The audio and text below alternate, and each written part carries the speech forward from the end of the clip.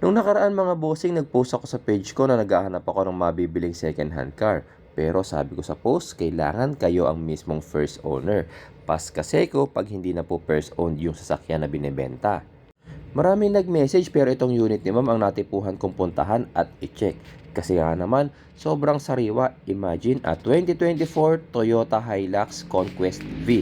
Tapos ang sabi niya, 8,000 odo lang daw ang natakbo nito. Kaya from Quezon City, bumiyahe pa ako to Las Piñas para mabisita lang ng personal sa bahay ni ma'am itong kanyang Hilux. Private na tao yung ating client ngayon kaya pagpasensyahan nyo na, hindi ko siya mapapakita sa video ha. Pero tinanong ko sa kanya kung bakit niya binibenta itong kanyang Hilux. Actually mga bossing, Ford lover pala si ma'am. Unang sasakyan niya is a Ford EcoSport. Tapos bumili sila ng Ford Everest. Next, bumili sila ng Toyota Hilux which is ito na ngayon. Kaya lang, ang sabi nila, matagtag pala ang Toyota, matigas pala ang manibela.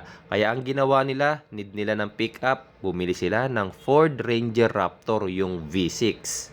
Aminado din naman sila na mas matibay talaga ang Toyota kumpara sa Ford. Pero they are the people na mas pinipili talaga ang comfort, style, elegance and features kesa naman sa tibay kasi sa itsura nila ma'am, halata namang hindi nila problema ang pang-maintenance kasi nga talagang sosyalin ang itsura ni madam. So baka tanungin nyo ako bakit nila binibenta tong Toyota Hilux, baka kasi may problema or merong issue. Actually wala.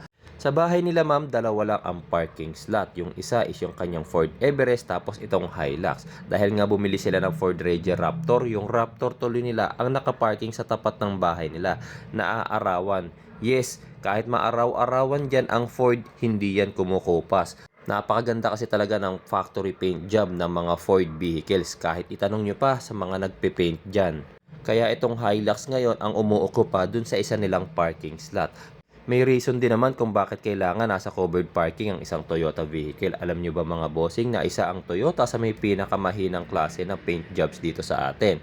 Tanungin nyo na rin yung mga nagpe-paint jobs dyan. Hindi po ako naninira lang ha. Sila mismo alam po nila kung gaano kaganda ang quality ng Ford paints kumpara sa Toyota paints. Actually, okay na rin naman daw sa kanila na naaaraw-arawan yung kanilang Ford Ranger Raptor. Kaya nila binenta itong kanilang Toyota Hilux is dahil bibili na sila ng Ford Mustang Mach-E, yung electric car ng Ford. O di ba ang sarap ng problema ni ma'am pag nagsawa sa sasakyan, ibebenta, tapos bibili na naman ng bago. Kailan kaya ako magkakaroon ng ganong klase ng problema? By the way, balik tayo sa checking nitong ating sasakyan. Actually, ang una kong ginagawa kapag ka nag-check, scanning lagi. Tapos habang nag-i-scan ako, chinecheck ko na yung kanyang body. Kung merong mga scratches, merong mga dents, kung merong bang signs of leak, signs na baha, signs na nabangga, and actually, perfect yung car ni ma'am. Kung odometer naman ang pagbabasihan natin, mga bossing, match naman siya dun sa aking scanner. Tapos, kasa maintained with kasa record and also supported by receipts. Dahil nga pala Conquest B itong Hilux ni ma'am, naka-stock leather seat na yan. Meron na rin yan 360 camera. All original paint, no scratch, no dents. Tapos, all stock lahat ng pyesa. Merong mga accessory add-on kagaya ng dashcam, deep dish matting, roll cover, tsaka yung single step board na kinabit nila dun sa likod. Grabe, may label pa yung tambucho ni ma'am. Mas kariwa. Gulong di pa nagamit. Nagpalagay pa ng step board. Step board ba tawag yun? Grabe sariwa. The only issue na nakita ko kanina is scratch. Scratch. Merong scratch dito somewhere. Dito. Masikip lang. Somewhere here. Sana yun? Ito. Yan lang.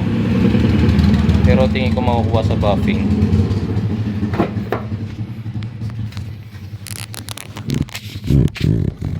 Grabe sariwa Look at the railings guys.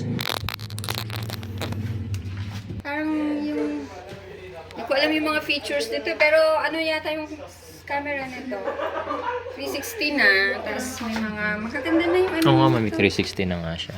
Tapos yung ano nito may sensor na rin yata na anti-collision something like Oh yes ma'am.